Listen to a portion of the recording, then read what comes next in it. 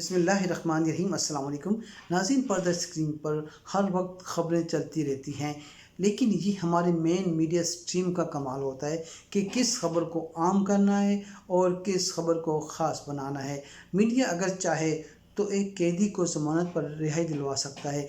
Media अगर चाहे तो उस कैदी को मौतुल मर्ग बनाकर बाहर इलाज के लिए भिजवा सकता है, और मीडिया चाहे तो हुकूमत के अच्छे कामों को ज़ीरो करके पेश कर सकता है।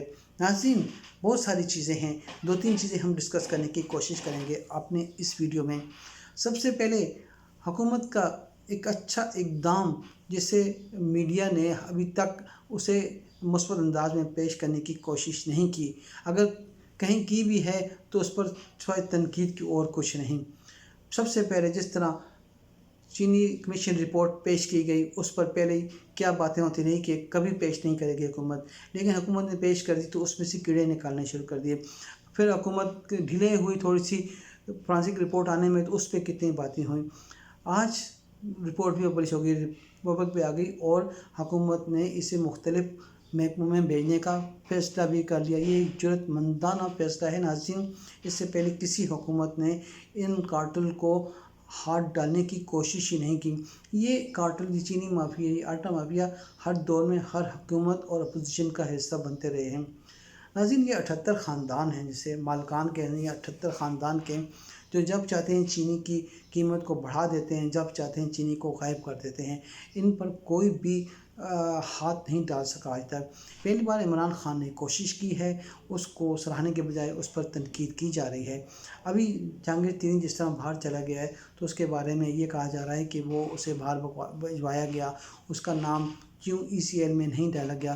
क्या किसी जिस पर कमीशन रिपोर्ट पर किसी का नाम ECL में नहीं डाला जा सकता? ये क्रिमिनल प्रोसीडिंग होती है, उसके बाद ही किसी का नाम रिकमेंड किया जाता है वॉच डॉग में या ECL में डालने के लिए। लेकिन तनकीद करना है तो ज़ाहिर सी बात है, कुछ ना कुछ तो हमने करना होता है। उसके बाद अगर हम देखें किस तरह ये जो अमेरिकन सहाफ़ी है, उसने कितने बड़े बड़े इल्ज़ाम लगाए, लेकिन हमारा मेन स्ट्रीम मीडिया उसको उठाने के बजाय ये सवाल उठा रहा है कि वो 10 साल क्यों खामोश रही। वो ये नहीं देख रहा है कि इल्ज़ामात सही हैं कि नहीं, सवाल ये उठा रहे हैं कि वो 10 साल क्यों खामोश रही। पहली बात यह है कि मेरा उसके साथ कोई ताल्लुक़ नहीं, ना मैंने उससे कभी नाम सुना, पहली मरतबा सुना है। बात कि उसने कोई बाकायदा प्रेस कॉन्फ्रेंस करके कोई उसने जनाब वाला ये इंकशाफ नहीं किया। इस तरह हुआ कि जब ये उस्मा खान का जो ये केस आया और मीडिया में हाईलाइट हुआ, तो वहाँ पे उसने अपने एक कमेंट में ये पास किया कि किस तरह बेनज़ीर भी अपनी जो ज़रदारी की जो महबूबाएँ थीं, उनका किस तरह वो गलत काम उनसे अपने गार्ड से करवाती थी। तो इस बात को जब उसने ये ट्वीट की, उसके जवाब में तो उसके बाद जो है पीपल पार्टी की जो मीडिया विंग है, और उन्होंने इस पर इल्ज़ामात की, गालियों की बौछार कर दी, और कुछ बड़े बड़े जो हैं ना सियासतदान भी उसमें कूद पड़े। तो उसके बाद फिर उसने उसके आगे जाकर फिर उसने अपना डिफेंड में करते करते इस बात तक आ गई कि भाई किस तरह उसके साथ ये किया गया था। उसने इल्ज़ाम भी लगाया, तो उसने कोई अभी तक वो नहीं किया था कि प्रोसीडिंग या कोई। तो जब उसको इतना ज़्यादा किया गया, डिच किया गया, इतना ज़्यादा उसे उनके मीडिया विंग ने पीपल पार्टी के किया, तो उसके बाद उसने जाके इस स्टेज पर आई। अब देखना ये देखिए, एक सिस्टम होता है, एक एक चीज़ आपको मैं बताना चाहता हूँ यहाँ पे, इंसान सबसे पहले पैसे के पीछे भागता है। जब उसके पास पैसा आ जाता है तो फिर उसको पावर चाहिए होती है, इक़्तिदार चाहिए होता है। फिर जब वो इक़्तिदार हासिल कर लेता है, या सियासत में आकर या जिस तरह भी इक़्तिदार हासिल करता है, तो फिर वो शख्स जो पैसा उसके पास शराब और शबाब का रस्सिया बन जाता है, ये उसकी कमज़ोरियाँ बन जाती हैं। ये तकरीबन 80 to 90% जो अमीर लोग हैं, ये ताकतवर हुक्मरान तबका है, वो इन मुग़ज़ात में पड़ जाता है। ये हकीकत है। ये माज़ी की पूरी दास्तानें भरी पड़ी हैं। बहुत कम लोग जो हैं इससे बच पाते हैं, बहुत अल्लाह वाले लोग होते हैं। तो ये चीज़ें जो जब इंसान पावर में आता है, तो फिर ये चीज़ें उसके लिए उसकी मजबूरी भी बन जाती हैं बहुत सारे लोगों की, जिनकी खसरत ऐसी होती है। अब मैं ना यहाँ पर रहमान मलिक को डिफेंड कर रहा हूँ, ना सनीथिया को मैं सपोर्ट कर रहा हूँ। बात यह है कि ये पाकिस्तान की बेइज्जती हो रही है, इसकी तहकीकात होनी चाहिए, इसको बाकायदा इस पर एक कमीशन बनाना चाहिए, क्योंकि ये उसने एक इंसान पर, एक फिगर पर नहीं इल्ज़ाम लगा, उसने एक इंस्टीट्यूशंस के एक बड़े दफ्तर, पाकिस्तान का जो सेकंड प्राइम मिनिस्टर के बाद जो पावरफुल जो दफ्तर होता है, वहाँ पे उसने आके इल्ज़ाम लगाया है, जो पाकिस्तान की पूरी एजेंसियों को कंट्रोल करता है, पूरी पुलिस को कंट्रोल करता है, पूरे मुल्क की सिक्योरिटी देता है वो, उसको उसके दफ्तर में, और फिर सदर हाउस में भी उसने कहा, फिर वज़ीर आज़म जो थे उसके ऊपर भी इल्ज़ाम लगाया। हाजी इनकी कोई हिस्ट्री इतनी साफ ही नहीं है कि हम कह सकें कि भाई ये इतने पाक और पाक साफ दामन होंगे, लेकिन फिर भी इनकी बाकायदा होनी चाहिए, तहकीक होनी चाहिए, इस मामले को बाकायदा टेक अप किया जाना चाहिए, और अगर उसने गलत किया तो उसे सज़ा देनी चाहिए। यहाँ पे अगर मैं आपको यह बताना चाहता हूँ कि सज़ा क्यों देनी चाहिए, अगर वो अमेरिकन है, अगर वो ब्रिटिश है, फिर भी हमारे इस्लाम में ये चीज़ है कि जो है जितना भी ताकत उससे सज़ा दें। एक छोटा सा वाक़या आपको मैं बताता हूँ। जब हज़रत उमर फ़ारूक रज़ी अल्लाह अन्हु के दौर में दमिश्क और शाम फ़तह हुआ, तो वहाँ पे जबला बिन अय्यम ये हुक्मरानों में से था, उसने इस्लाम से मुतासिर होकर इस्लाम कबूल किया, मुसलमान हुआ, और मुसलमानों की मोहब्बत में वो आके मदीना में रिहाइश पजीर हुआ। हज़रत उमर फ़ारूक रज़ी अल्लाह अन्हु ने उसकी बड़ी कदर मंज़र के साथ रखा, और सब लोगों ने इसे बड़ी इज़्ज़त दी। नाज़रीन, एक बार क्या होता है कि वो हबला बिन अहीम वो एक मुसलमान को मार रहा होता है, और उसके लात से पकड़ के घसीटता है। जब इसकी खबर हज़रत उमर फ़ारूक रज़ी अल्लाह अन्हु को होती है, तो वो उसे बुलाते हैं, देखिए आपने इसे मारा। ने कहा मैंने मारा। ने क्यों मारा? ने कहा मुझे इसके आम आदमी को मारने के लिए मुझे कोई वजह बताने की ज़रूरत नहीं है। तो हज़रत उमर फ़ारूक ने कहा कि नहीं, तुम ऐसे नहीं मार सकते, अगर उसने कोई कसूर किया है तो तुम मुझे बताते, मैं उसका एहतसाब करता। तो उसने कहा कि जब मैं खुद सज़ा दे सकता हूँ तो मैं क्यों अमीरुल मोमिनीन को इस चीज़ को बताऊँ। तो वहाँ पे हज़रत उमर फ़ारूक ने कहा नहीं, तुम्हें इसकी सज़ा मिलेगी।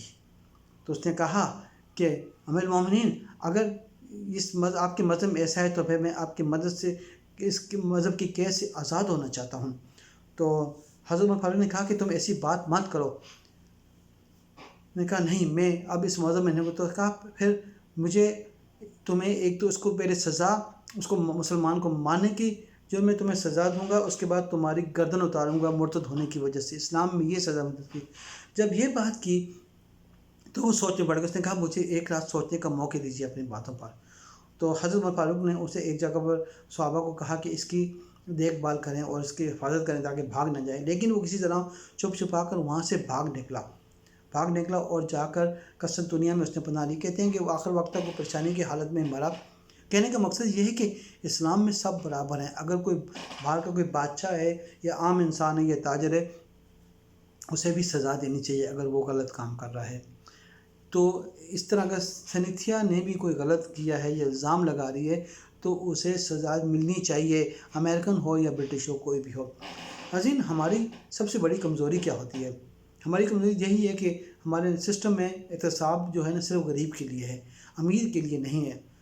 अगर अमीर के लिए एहतसाब होता, उनसे पूछ गछ होती, तो आज ये हालात में होते। अगर हम दूसरी बात करें, जिस तरह के जस्टिस फ़ाइज़ का केस चल रहा है, तो इसमें असासे पूछे जा रहे हैं, बात असासों की है, लेकिन नहीं बताए जा रहे।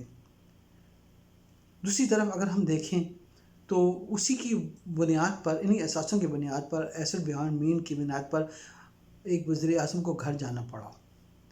आज अगर इसको अदालत इसको नहीं करती, टेक नहीं करती, उसका मतलब ये है कि ये नवाज शरीफ की राह हमवार की जा रही है कि फिर नवाज शरीफ से क्यों पूछा गया, फिर उसे दोबारा बहाल किया जा सकता है इसी केस की बुनियाद पर। ये बाकायदा एक प्रॉपर तरीके के साथ बहुत सारे लोग इसे सपोर्ट कर रहे हैं। अब 10 जज बैठे हुए हैं एक उसके ऊपर। सीधी सी बात थी कि आपके सासे हैं कैसे बनाए, बात वही है नवाज शरीफ वाली है। लेकिन जब कहते हैं ना कि जब इंसान का ज़वाल शुरू होता है तो सबसे पहले उसकी अक्ल काम करना छोड़ देती है। कैसे? अगर मैं इसको छोटी सी मिसाल दूँ, जब नवाज शरीफ का नाम पनामा में आया था तो उस वक्त अगर वो बाज़ तरीके से स्टेप डाउन कर देता या इस्तीफ़ा दे देता या हुकूमत होता तो उसका कद कितना बुलंद हो जाता। लेकिन कहते हैं कि जब इंसान के ज़वाल होते हैं तो अक्ल काम करना छोड़ती है, तो जो उसके مخلص ہوتے ہیں ان کے مشورے ان کو زہر لگتے ہیں. جب زہر لگتے ہیں اور جو اس کے چاپلوس قسم کے لوگ ہوتے ہیں وہ جب مشورے دیتے ہیں تو کیا ہوتا ہے کہ پھر وہ اسے اچھے لگتے ہیں اور پھر کیا وہ اس کی زوال شروع ہوتا ہے. ایسا ہی مشرف کے ساتھ وہ کتنا اچھا مشرف کا دور تھا. ڈالر 60 سے 65 میں تھا, پٹرول 65 میں تھا, ریال 16 سے 17 نہیں ہوا کبھی, کتنے سال تک اسٹیبلٹی رہی. لیکن کیا جب اس کا زوال شروع ہوا تو اس نے پولیٹیکل پارٹیز کے ساتھ, بے نظیر کے ساتھ, پھر اس کے ساتھ بات کرنی شروع کر دی, ملاقاتیں شروع کر دیں دبئی میں. تو کیا ہوا آخر میں اس نے خود گراؤنڈ مہیا کیا ان پارٹیز کو اجازت دے کر پاکستان میں آ کر. اور ان پارٹیز نے کس طرح چودھری افتخار کو کس طرح انہوں نے لانچ کیا, کس طرح اس کو سپورٹ کیا. اسی چودھری افتخار نے ایک دو دن کی سماعت کے بعد نواز شریف اور شہباز شریف کو بحال کر دیا. دونوں نااہل تھے جس وقت یہ تحریک چل رہی تھی. تو کیا یہی سلسلہ اب ہونا دوبارہ اسی چیز کی پلاننگ کے ذریعے یہی گراؤنڈ بنایا جا رہا ہے کہ تاکہ کوئی ان کا جوڈیشری میں اتنی طاقتوری ان کا آ جائے, جس طرح جسٹس فائز سے جیسا کوئی آ جائے تو وہ آ کے صرف 2 سماعت میں اٹھا کر پورے کیس کو باہر پھینکتے اور نواز شریف کو بحال کر دے اور مریم نواز کو بھی بحال کر دے اور ان کی جو ہے نااہلی اس کے ختم کر دے. کیونکہ اس قسم کے گراؤنڈ بھی بنائے جا رہے ہیں. ناظرین دیکھیں, اگر ہم چھوٹی سی بات کو, اگر ویڈیو لمبی 1-2 باتیں کر کے بند کرتا ہوں, اگر آپ دیکھیں کہ اس طرح ماضی میں کس طرح ان وزیروں نے, وزیر اعظم نے, صدور نے کس طرح پاکستان کا پیسے پر باہر کے ملک میں علاج کرایا. ایک وزیر اعظم کتنے مہینے تک اس کا جہاز پہ یا یہ کہ وہاں پہ کھڑا رہا.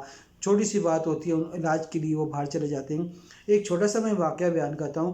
حضرت عمر فاروق رضی اللہ عنہ بیمار ہوئے, شدید بیمار ہو گئے, تو حکمان نے انہیں کہا کہ آپ شہد استعمال کریں. تو ان کے پاس شہد نہیں تھا, تو پھر بتایا گیا کہ بیت المال میں ہے. تو انہوں نے بیت المال سے شہد استعمال کرنا منع کر دیا کہ میں نہیں کروں گا.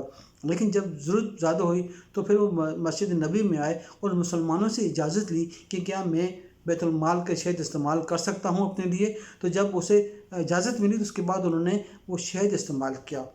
لیکن یہاں پر ناظرین ہمارے پیسوں سے, ہمارے ٹیکس کے پیسوں سے نہ صرف خود علاج کرتے ہیں بلکہ پوری فیملیوں کی فیملی علاج کرتی ہیں. فیملیوں کی فیملیاں جناب اللہ بعد مزے ڈھونڈتی ہیں. اس طرح یہ چیزیں جو ہیں نا, یہ ہمیں یہ دیکھنا ہے کہ کیا یہ روش ان کی صحیح ہے.